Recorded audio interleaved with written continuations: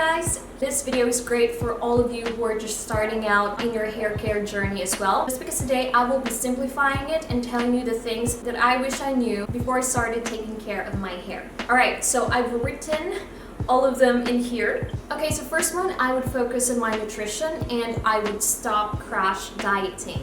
Now, one of the reasons why your hair is not growing, and also sometimes the reason why your hair is falling out, is due to malnutrition. If you're not giving your body the right nutrients, minerals, or antioxidants, of course it will affect your hair growth rate and your health just in general, especially if you're doing those yo-yo diets, which when I was younger, I really liked doing all of those things. I probably tried all of the diets in the world, and I quickly realized that not only is it bad, for my hair, but also for my health. And for us females, the fluctuation of your weight or the stress that you put on your body can sometimes cause hormonal imbalance.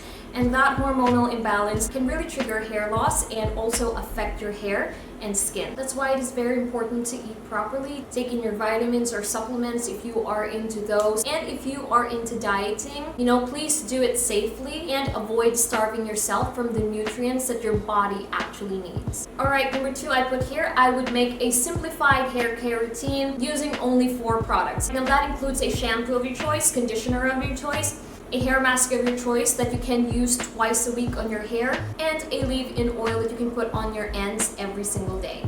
Alright, number 3, I would focus on using and buying quality hair care products. Using quality hair care products in your hair really does make a huge difference. I'm not saying that you have to break the bank for this. As I've said, if you can find good quality hair care products, even if it's just 1 or 2, you're absolutely good to go, because it's going to make your hair so much better. You're really going to see a good effect on your hair, especially those salon formulated ones. They work best if your hair is damaged. Alright, the next one is I would stop applying a lot of products on my hair. Now, I used to think before that the more shampoo that I put on my hair, the better, or the more hair mask that I put on my hair, the better. But now I've quickly learned that using more products on my hair or bombarding my hair with a lot of hair masks does not mean that it will give me better results just because I'm using a lot of it. It's not really necessary at all, so less is more, guys.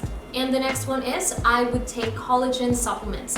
Now, if you're younger, you don't necessarily have to take in collagen supplements, just because when you're a teenager or if you are in your early 20s, usually your collagen production is still very high, but as you get older, your collagen production gets lessened or gets lowered, so that's why I take in supplements. And for me, I find that the collagen supplements that I'm taking in has definitely helped my hair grow. And taking in collagen is not only good for the hair, but also for the skin and for your joints. And also, if you're one of those people who doesn't really like supplements, you can still take in collagen in the foods that you're eating. Alright, so the next one is, if your aim is to grow your hair, focus all of the hair masks and the oils on the scalp versus your all over hair, because this part right here is basically just dead keratin. Yes, it's gonna make your hair smooth and soft, but applying all of the DIY hair growth masks on just this part of your hair won't actually make your hair grow longer. So you need to focus those products on your scalp instead.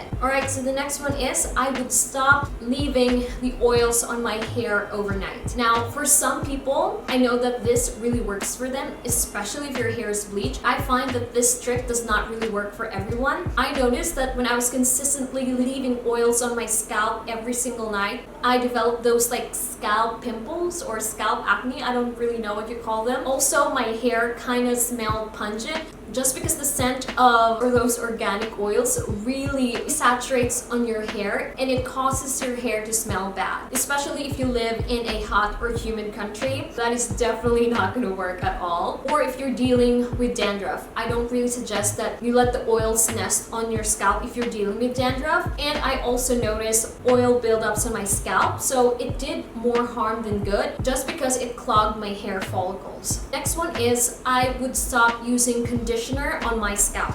First of all, it weighs down your hair, especially if your hair is fine. It can make your hair look oily and greasy. Well, at least that's my experience. And also, I dealt with a lot of product buildup when I was putting conditioner on my scalp.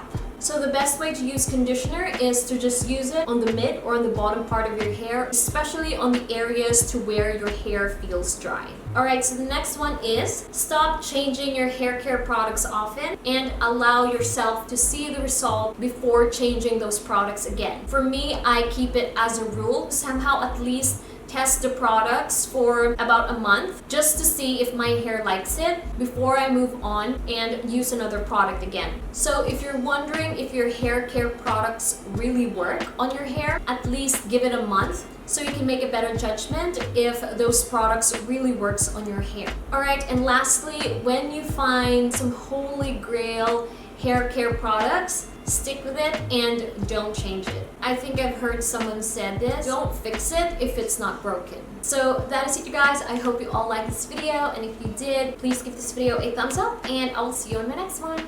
Bye!